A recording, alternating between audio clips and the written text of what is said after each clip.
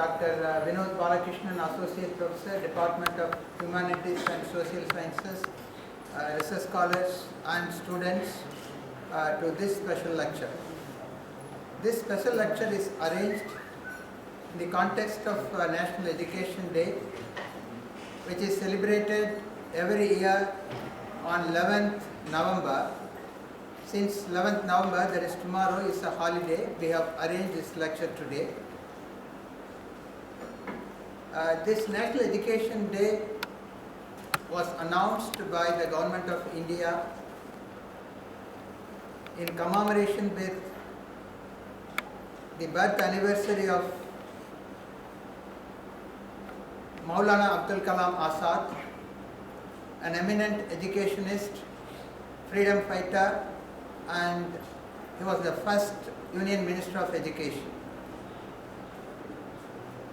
This audience need no introduction about Dr. Vinod Balakrishnan. He is a well-known orator in this part of the country. Also, he is a very famous teacher in this campus. It's my pleasure to invite Dr. Vinod Balakrishnan to give a lecture about the usefulness of research.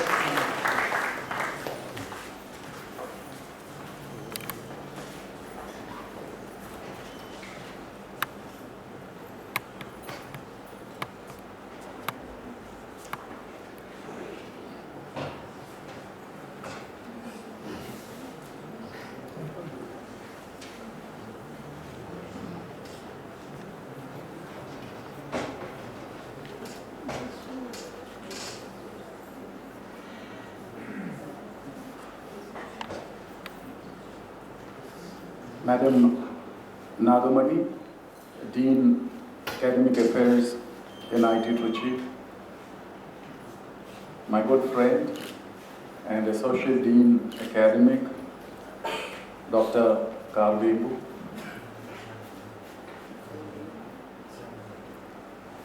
colleagues in the scholarly pursuit of knowledge, ladies and gentlemen, it's a great honor to be here before you on occasion of the National Education Day. We remember today a great mind who has been a significant part of our history. And this talk captures the spirit of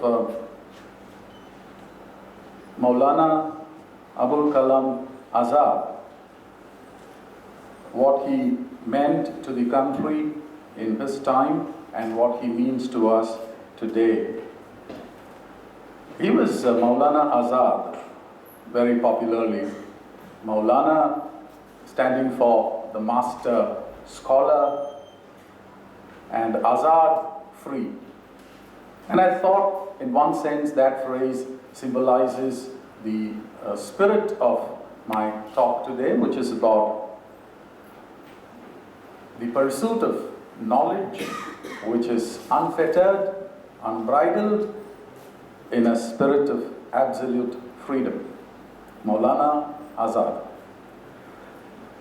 About the person, all of us know, he was the youngest president of the Indian National Congress. At 35, in 1923, he headed the National Congress. He was India's first education minister, and interestingly, he was born in Mecca, today Saudi Arabia. And so from the Mecca of Mecca to Delhi, it has been a very eventful journey. And we are talking about a polymath, one who was a scholar in Persian, in Urdu, in Arabic, Hindi and English. So for somebody who used to write brilliant poetry, he also had a mind with a vision to establish the IITs in this country. So we owe it to him for the establishment of the IITs in this country. We owe it to him for the establishment of the University Grants Commission, UGC, the All India Council for Technical Education. And then, as the poet, he was the one who conceived and set into motion the activities of the Sahitya Academy, the literary and cultural organization of this country, the Sangeet Natak Academy, and so on. So, one who has been a significant part of our history. And in this person, we would see the happy harmony of science and the humanities. And that is the way in which I would like to take this talk forward, that if our universities must have any relevance, if our centers of higher education and educational excellence must have any meaning today, it can only be possible with the happy marriage of the sciences with humanities. This because we have a director from Jamia Millia Islamia. We would like to place on record that Maulana Azad was one of the founding members of the Jamia Millia Islamia University at Aligarh, UP. And today, Gate 7 is named after him. What is interesting about Jamia Millia Islamia is that it was a university started in India refusing all assistance from the colonial masters, the British. So, in a sense, it reflected the decolonized mentality of not going to the masters, your colonial masters, for any kind of assistance. And so it symbolizes an institution that is completely independent and stands for itself. The idea of the decolonized mind, to me, comes from, I borrow from the great Kenyan writer who in 1986 spoke about the role of language in creating a nation's culture, history, and identity. I'm talking about Gogh wa Thiong'o. And Maulana Azad, as part of the founding of an organization, an institution that refused any kind of help from the British masters, was also a decolonized mind, and in that respect continues in a long tradition of decolonized minds that have guided the destiny of education in this country. I'm talking about Swami Vivekananda, I'm talking about Rabindranath Tagore, I'm talking about Sri Aurobindo and Mahatma Gandhi, all of them having thought deep and extensively on the philosophy of education.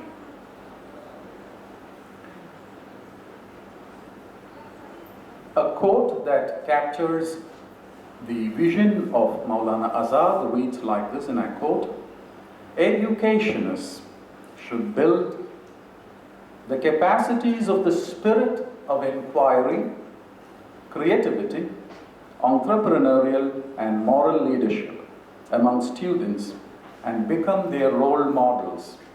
Now, it's saying a lot.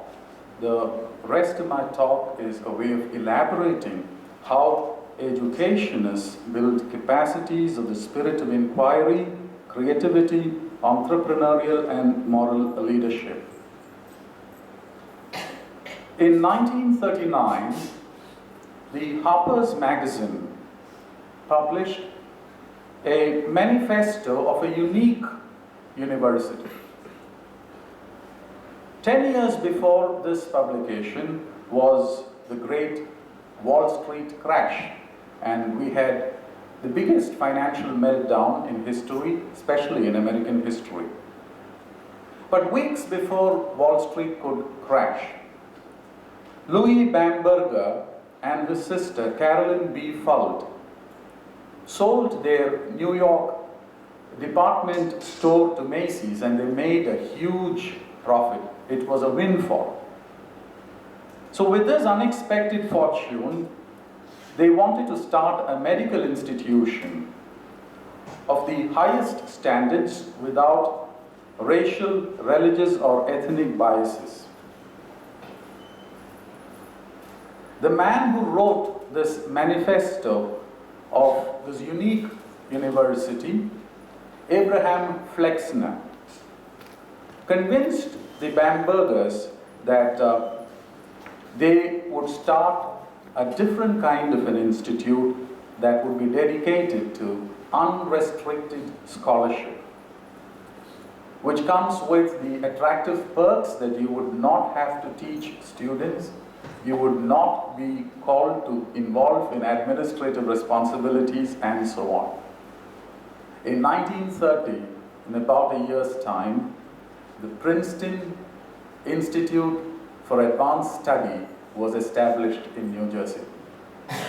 And from 1933, it saw the contributions of such phenomenal minds as Einstein, von Neumann, and so on. In 1939, April 30, Flexner published this watershed article titled "The Usefulness of Useless Knowledge." He had been a victim of the great financial crash and recession, but with his brother's support, he completed his education. He went on to look at educational practices in Europe and in different educational centers across the globe, and started with a trenchant critique of the American university system. And so he wanted the Princeton Center for Advanced Study to be very different from any that the world had seen till then.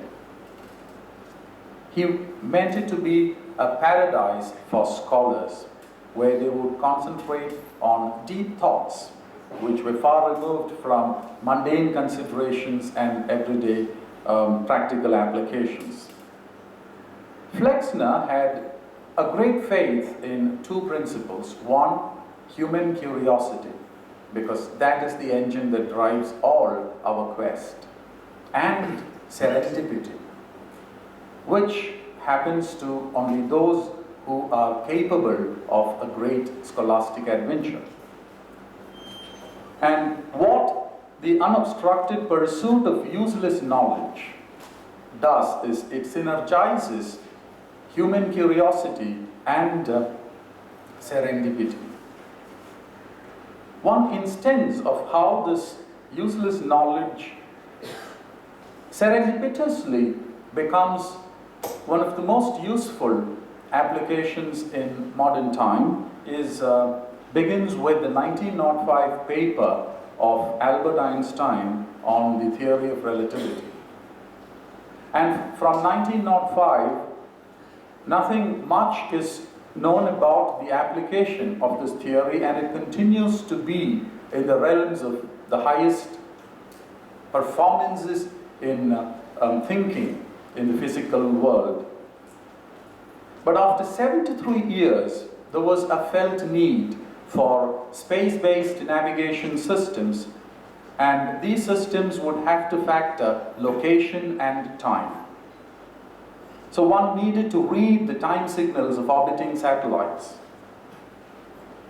Now, the Earth's gravitational field and the movement of satellites caused clocks to either speed up or slow down. And this meant that per day there would be a loss of, or a skipping of something like 38 milliseconds in terms of time. Now, without Einstein's theory of relativity, we would have developed a GPS which would have been inaccurate to the extent of about 7 kilometers. But today we are talking about a GPS which has an accuracy which is even less than 5 meters. Now, that is what we mean by the usefulness of useless knowledge. There is an arc of knowledge, and in order to illustrate this further, I would pitch the beginning some 2000 years ago. I call this arc of knowledge, for an instance in this talk, I would call it the arc of thermodynamics, because it's a fascinating story. And through that, we would be able to see the universal brotherhood of scientists, people who are located in different centers of scholastic quest, but then they all seem to be bound together in a spirit of brotherhood, of sharing, and of the pure love for knowledge. In 1650, Otto von Guericke in Germany developed the first vacuum pump after his famous Magdeburg hemispheres experiment.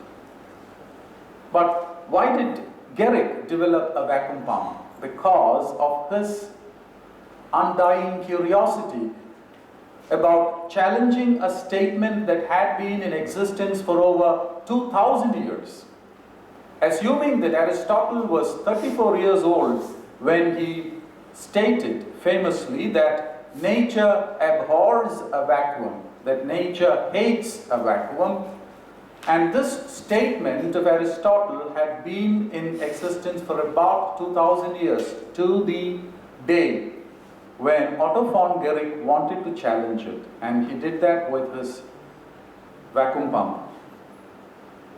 6 years after Guericke performed his experiments, Robert Boyle, located in England, heard of Guericke's design, and along with Robert Hooke, he built the first air pump, which correlated pressure, temperature, and volume.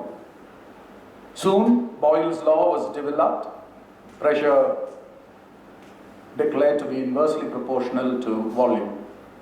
In 1679, and we are now looking at something like a generation after Otto von Guericke, in 1679, Dennis Papin, Boyle's assistant, using the concept, developed a steam digester, but this was a closed vessel.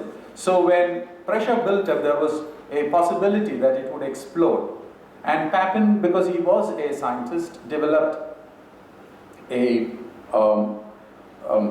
release valve, a pressure release valve, and he also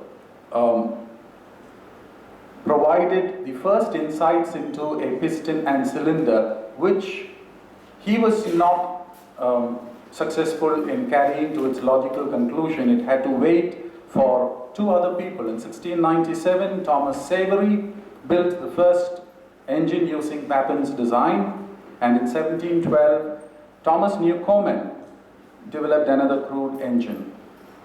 But it was an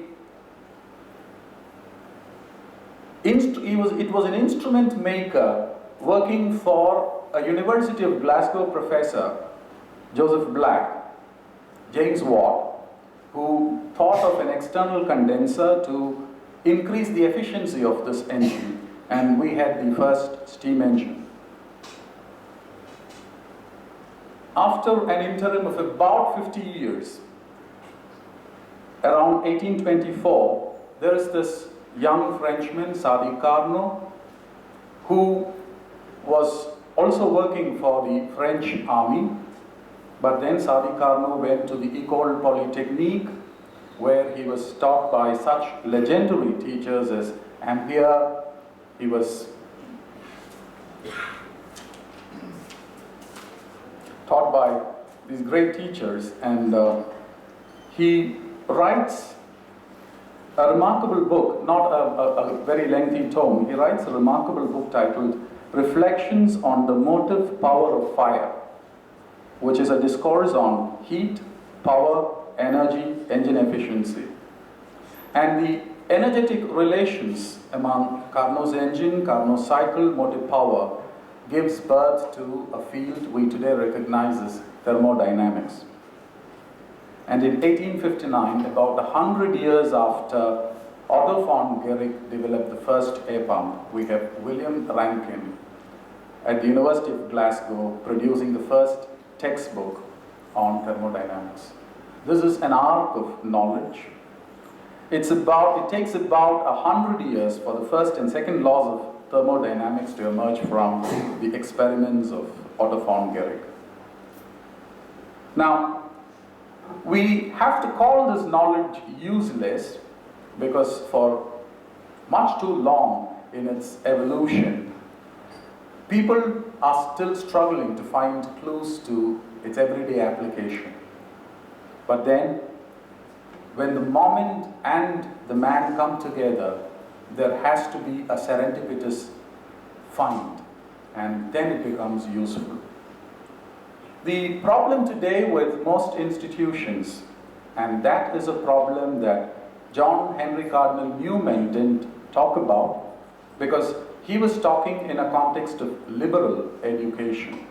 But that is certainly the problem that Stephen Collini addresses, a professor of intellectual history at Oxford, when he talks about the problem with our universities and colleges. He addresses the problem of funding. The problem today is that funding is drying up. And the economic conditions in the world are so uncertain.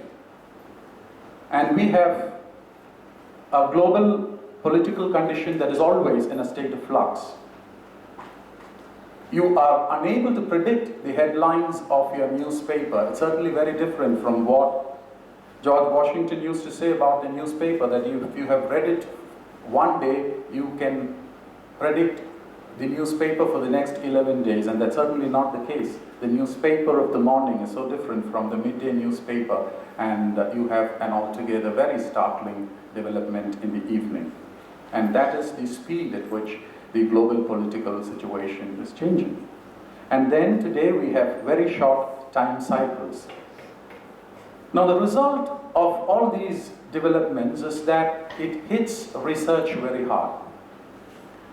Research criteria are skewed on account of these conditions to serve short-term goals. So while it may seem that we are solving our immediate problems, and that's only apparent, we are actually not benefiting from or taking advantage of human imagination. Now, we should try to find why, or have convincing answers to why we should be spending a lot of our time and energy on basic research. Number one, and an obvious reason, is that basic research advances knowledge in itself and of itself. So, even if the theory of relativity is not going to have very tangible applications, the theory of relativity is still worth pursuing in itself as a fine philosophical exploration of a physicist. Number two, we should be concentrating on basic research because path-breaking research leads to new tools and techniques. And these tools and techniques often are developed in very unpredictable ways. One instance would be that when thousands of particle physicists working at the CERN, the Particle Accelerator Laboratory, needed a collaboration tool, an automatic information sharing software, they were not aware, or nobody thought that they would be creating an unexpected spin-off in the form of the World Wide Web, which today, it was with them in 1989 and it reached public domain in 1993. This unexpected development has sparked off a communication revolution today. The third reason why we should be spending a lot of our energy on basic research is that there are more young scholars coming into the field today, and each one is bringing a new way of thinking, a radical approach to the age-old problems. So we have people interested in mathematics as an elegant language to do abstract science. And what would start off as a quantitative analysis can find its application in predicting a possible famine to even predicting financial disasters. And today, knowledge from basic research is so accessible given the internet that it is possible for us to move from the idea to the implementation in a very short time. And the fifth reason why we should be concentrating on basic research is that some of their beautiful spin-offs are going to result in the form of startups, which are once again the products of innovation and the incubation systems that places like MIT have developed. MIT alone has given birth to something like 30,000 companies, and MIT's contribution today serves in terms of the economy, it is something like 4.6 million employees. So we are looking at what advantages can come of encouragement in the basic research, in basic research. Now, in order to do research or do basic research, it is not enough that we think only as scientists. We need to believe that human imagination is a field that needs to be exploited for its tangible results and not something to be dismissed. The Dutch chemist Jacobus Hendrikus van 't Hoff is the first Nobel laureate in chemistry. When he was appointed professor at the University of Amsterdam, he defended the role of creativity in his inaugural speech, Imagination in Science. And there he quoted Michael Faraday, a very interesting character. Michael Faraday's father was a blacksmith. Faraday himself wanted to be an apprentice to a bookbinder. And it is a chance visit to one of the London science fairs where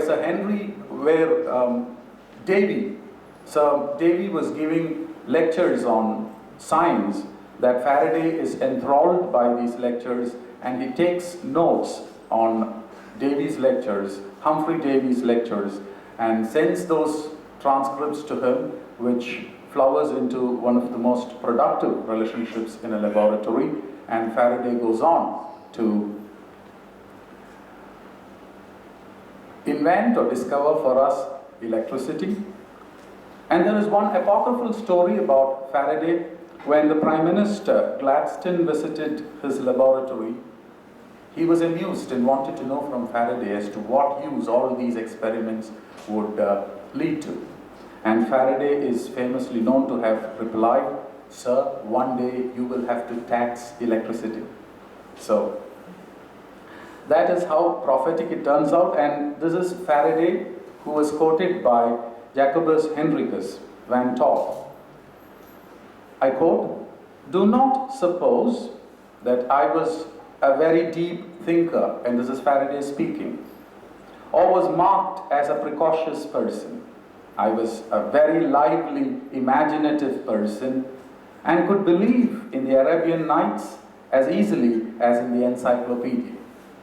So, we don't have to be apologetic about the fact that because you are in the sciences, you don't have to, or you have to condescend to indulge the imagination. You have Faraday's approval for indulging in both. And as for Einstein, his attestation for imagination is, "It's more important than knowledge," he says. "For knowledge is limited to all we now know and understand, while imagination embraces the entire world and all there ever will be to know and understand." So, we need to take all these horses together. And from a very unlikely source, we have an equally meaningful statement This is the Duke of Ellington who conquered Napoleon at Waterloo, and he had indulged in a game of taking his guests to an unknown part of the countryside where they would be given a landscape and they would have to guess the landscape behind a hill. And from this game or pastime, Duke Wellington has the insight, and he says, all the business of life is to endeavor to find out what you don't know by what you do. That's what I call guessing what was at the other side of the hill. Now, we need to do basic research so that our imagination coupled with serendipity would help us see what is on the other side of the hill. I made a mention of John Henry Cardinal Newman. In November 21, 1852, he laid out the idea of a university in a series of lectures. And there he talks about the university being able to create the culture of the intellect. We're talking about a campus which has an environment where the intellect can flower. And it has to be through a liberal imagination which brings the mind into form. Now, in a different way, Vivekananda talks about education that brings out the perfection that's already there in man. Newman talks about bringing the mind into form. But what we need to avoid, and that is a problem we need to fight with, everyday indulgences on WhatsApp or Facebook, there is a certain viewiness that comes into our life, a certain spurious philosophism, a kind of opinion making on a variety of subjects. A small example would be that very famous narrative by Manu S. Pillai on the kingdom of Travancore, where he tracks the life of Sethu Lakshmi Bai. And it starts with the arrival of Vasco da Gama on the shores of Kerala. Any history teacher would tell you that Vasco da Gama was the first person to land on Indian shores.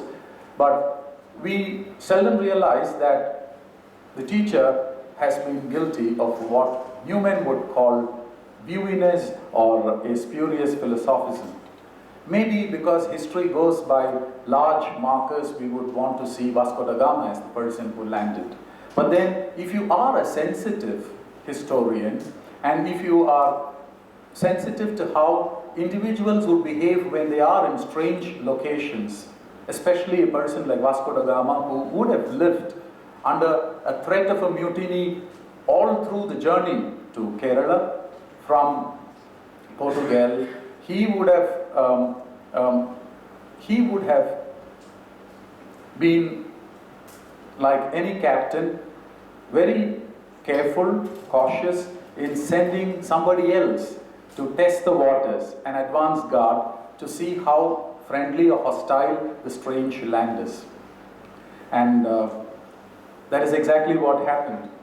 Manu S. Pillai opens this narrative in a very interesting way. He says, it was not Vasco da Gama who landed on the shores of Kerala first. It was one of those dangerous criminals from the gutters of Lisbon who actually landed on the shores of Kerala, which is more true as a historical narrative. So we need to have a certain sensitivity to read between the lines of our historical narratives, and a certain curiosity, the curiosity that we would see in an Otto von Guericke, a curiosity that we would see in an Einstein, would probably take us to see what is beyond the stated and give us the truth with greater clarity.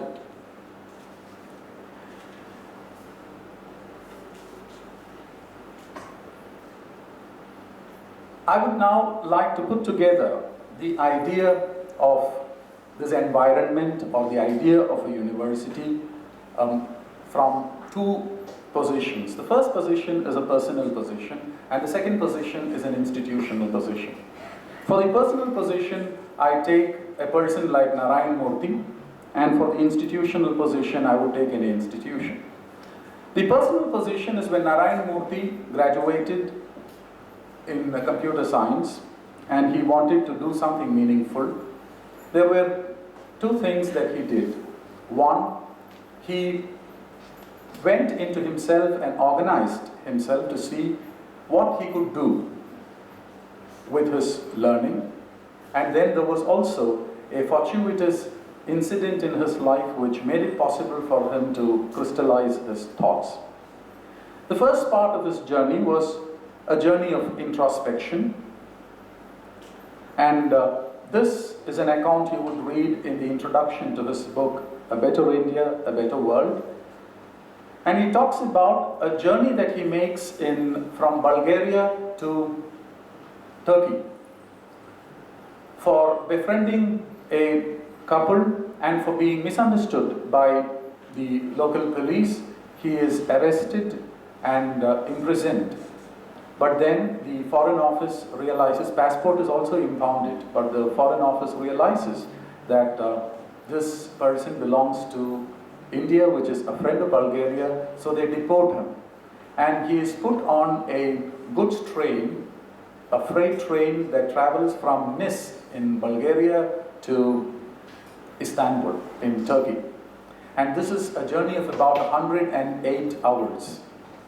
And for about 48 hours prior to this 108-hour journey, Narayan Murthy had nothing to eat. So he was hungry, he had no money on him because he had not changed the currency into the local currency, and he was on this journey. But he says that was a transformative journey, a journey with himself. He had nobody to talk to, he was locked inside a compartment, and for about 108 hours he had to grapple with himself. But this, he said, was a godsend, and he still secretly thanks those military officers who put him on this train and on this journey to Istanbul. Because then he realizes that there is something called capitalism in the world, but then the way capitalism is practiced or capitalism manifests in this world is by ruthless competition, by a little unethical means, and so he tries to put together three important and interesting ideas. The first one is the Protestant ethic and the spirit of capitalism by Max Weber, from which he gets the idea of the results of hard work, a work ethic he develops, and he believes that you should not be a recipient of a free lunch. If you deserve something, you have to earn it, and never count on the largesses of other people, on the benefactions from others. So you work hard for your advantages. The second one is my experiments with truth, Mahatma Gandhi, from where he takes the idea of leading by example. One who, this is a site where you develop the practice of doing something before you can talk about it. So a lot of credibility comes in when you do something and then you are in a position to arbitrate on its value. And the third text that completes his formation, intellectual formation, is this humanistic concern that he captures from Frantz Fanon's book Black Skin, White Masks.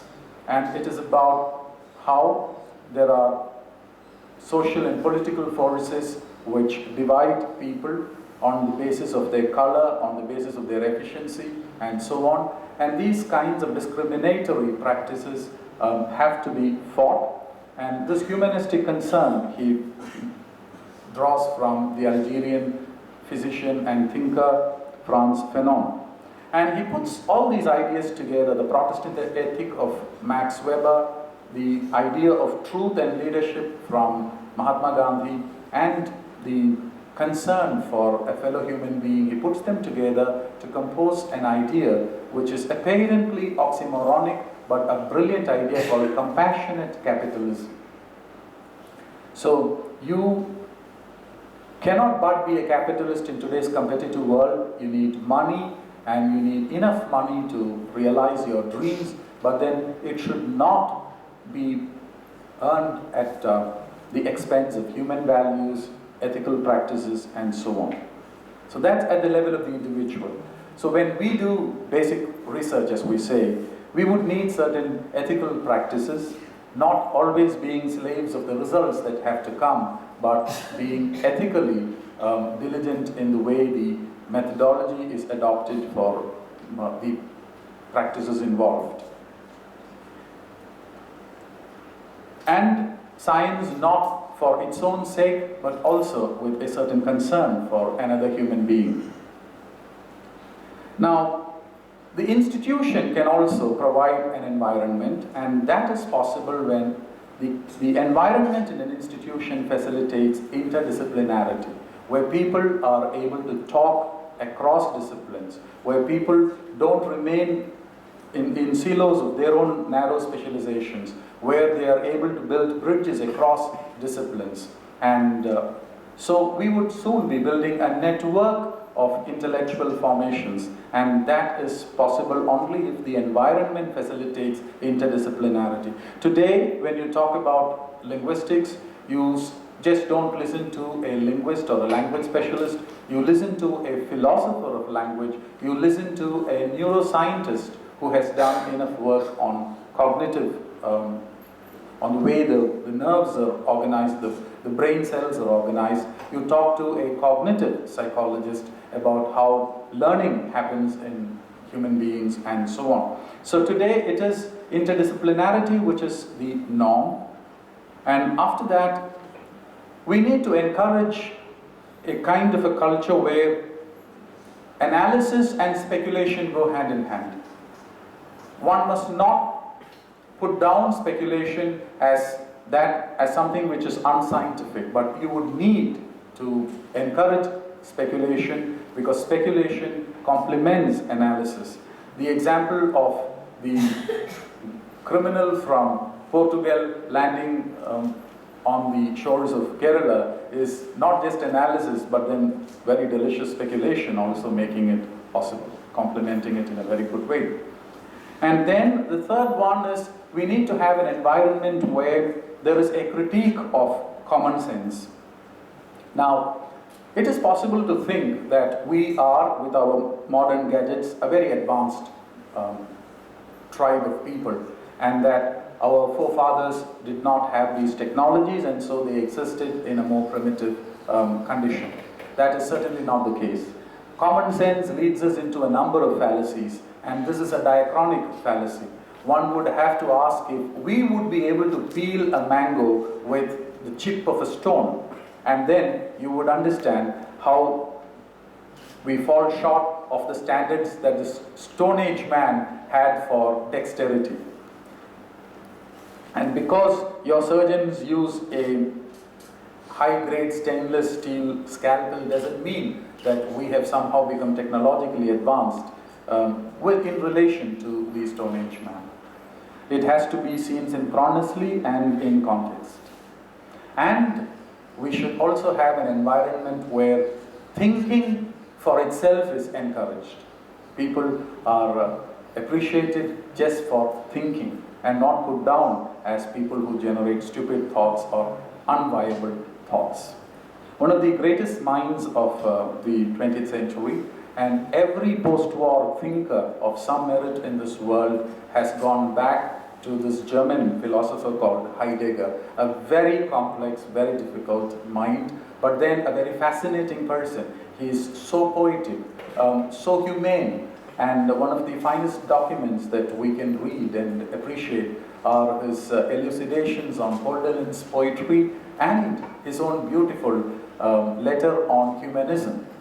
And Heidegger says, after a whole career in philosophy, Heidegger comes back to basic thinking. And he says, what Western philosophy has done from Plato is to celebrate a certain technological viewpoint, and it has also disproportionately privileged the human.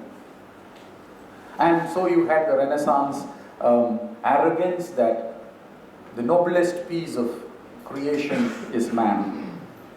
But then he says, what we have lost is a certain sensitivity. Emerson also talks about it in Self-Reliance. He says, the modern man has built a coach but has lost the use of his feet.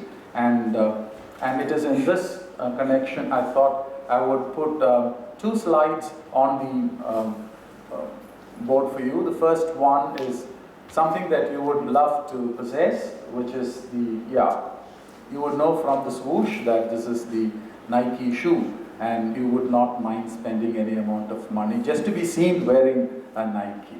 But that is a product of technology. That is what a machine has given you. That certainly is a very good case for technological development.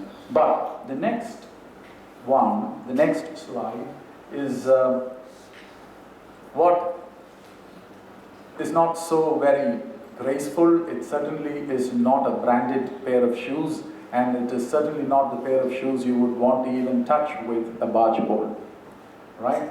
Leave alone be seen wearing it.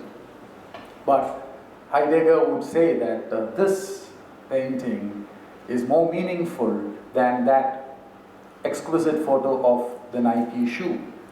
That's because this is a painting by Van Gogh, and Van Gogh, the great painter, would see in this pair of shoes the life of a peasant. He would also, by putting his spirit into this painting, communicate to you the long distances that peasant walked, the blisters and the pain that the blisters on his soles and the pain that the peasant suffered on account of it. This also talks about life's experience that the peasant has gathered, and in the bargain, the shoes have to be like this. It gets broken and it needs mending. Now, what our thinking must take us towards is not a very simple acceptance of what is given, but a greater immersion into a sensitive humanistic thinking. And our universities must provide an environment where not just technology is celebrated, but then the beautiful aspect of the human is also appreciated, in fact, a little more than technology. I would close with this beautiful image from Boris Pasternak's classic Dr. Zhivago, the eponymous hero of this Russian novelist. Dr. Zhivago is a doctor by training, but he is also a poet by passion. So a scientist is a Dr. Zhivago who is part doctor, who works with science, who works to provide solutions to the human body, and then he's also a poet who tries to heal the wounds of the soul with the beautiful reverberations from the created word. And that environment of university is meaningful to me, which can bring together the excellence of technology and science, which goes hand in hand with the finest humanistic sentiments. And on that note, thank you for this opportunity.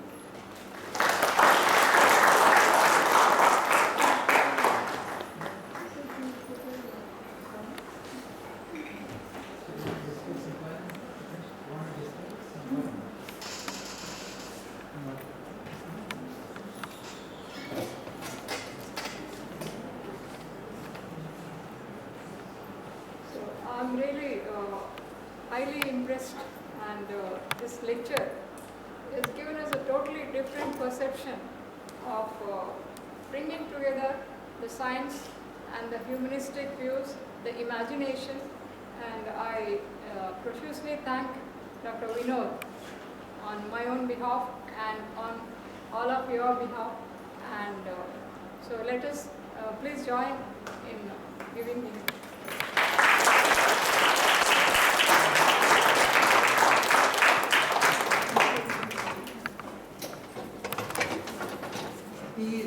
outside, please join. Thank you.